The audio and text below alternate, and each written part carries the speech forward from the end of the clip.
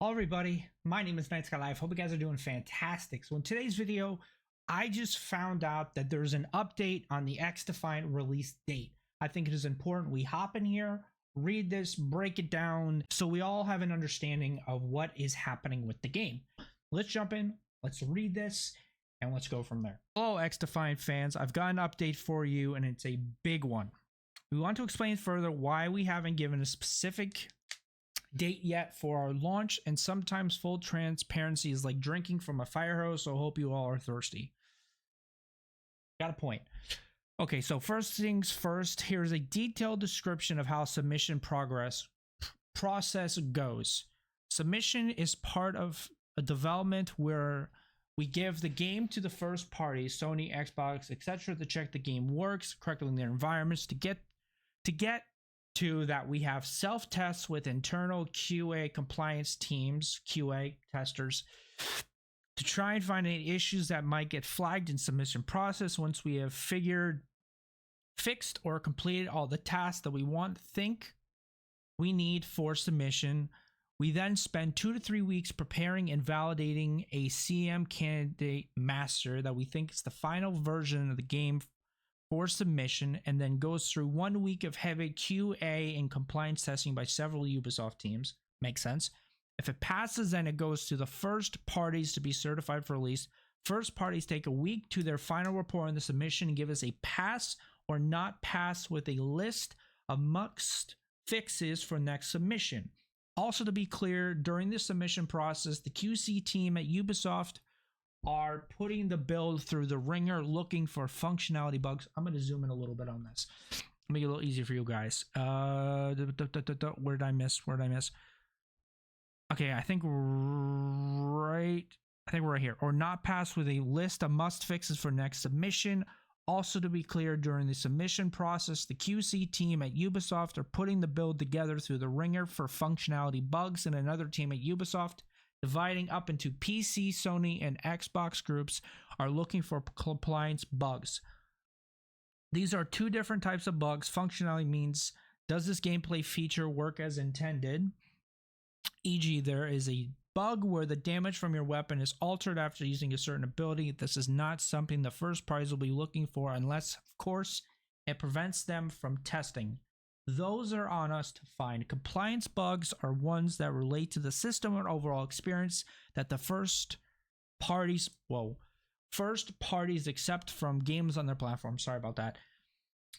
E.g., are trophies being properly tracked? Is my friends list being properly updated with game status, etc.? After we get a pass from all the first parties, we are then ready to ship and need probably 1 to 2 weeks before launch, depending on the date of the pass. If we do not pass, then we need to spend about a month fixing the issues, then came up from the submission and repeat the above process. Okay, basically what they're saying is that for them to go through the process, they have to get a submission that is passed by all the teams where all the bugs that they have found previously before the submission are fixed. So when they submit it, it's ready to go. But if it doesn't pass, if there is any issues that is found in that submission, they have to go back and spend more time to fix. That's basically what it says. Okay, so let's go to the next part. So where are we in this? At the end of July, we started this process and we got our first results back by mid-August, which was not a pass. We realized then we had more work related to compliance than we had anticipated. If it had passed, then we would have been able to ship at the end of August, but it didn't. So we have to spend the last 3 to 4 weeks fixing those issues and getting ready to do another submission. We are currently in CM prep, part of that process, and we'll hopefully be submitting to the first parties in less than 2 weeks. If that passes cleanly, then we'll be looking at mid to end of September release. There is, however, a likely scenario where we get a conditional pass, meaning we have to do a day 1 patch with some final fixes to ensure compliance. I just noticed I'm talking and moving my hands.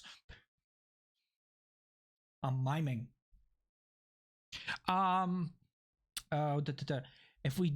If we do need to do a day 1 patch, then pushes our date out to early mid-October.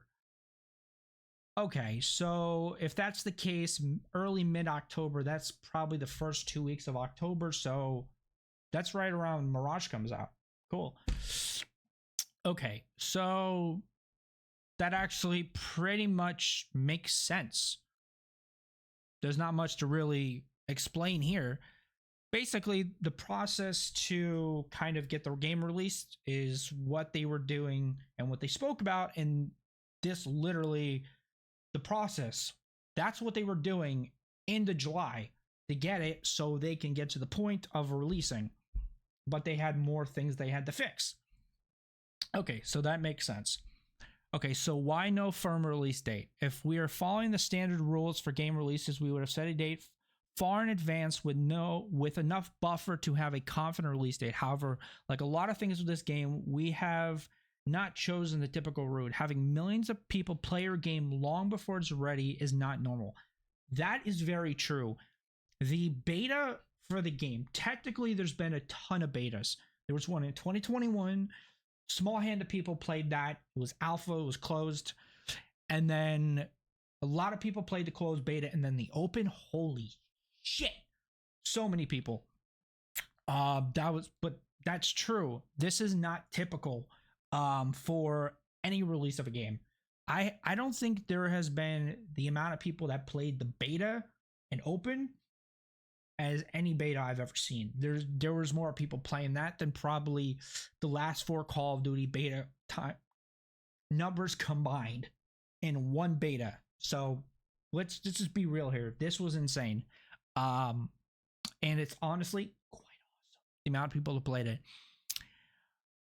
is not normal. Not being afraid to show an unfinished game to millions of people with all its flaws is not normal. These are real tests and not just marketing events. True. So when it comes to when we will release the real answer as soon as we can, and we'll continue to update you with more info when we have it. Fair enough. To conclude, we set out since the concept of this game to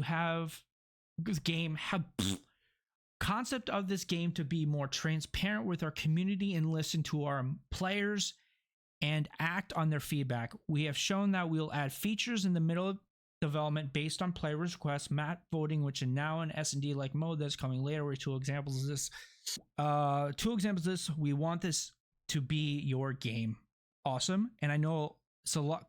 I know that's a lot of info. So thank you for taking the time to read it all. I know it's been quite a journey to get to this point, and I want to thank every single person that's joined us along the way. We really can't wait to go live and share our passion and love for XDefiant with everyone. Hope to see you all soon in game. Mark Cuban.